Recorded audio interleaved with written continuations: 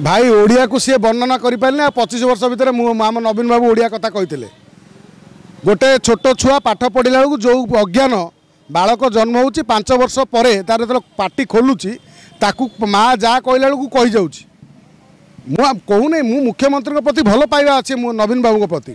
मात्र नवीन बाबू चाहिए ओडिया कहीपर था कहींपारे नहीं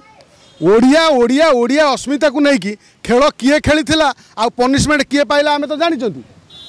बाकी रहा कथा ओडिया कथा काली आम तो देखिले सबू मंत्री माने ओडिया शपथ ग्रहण कर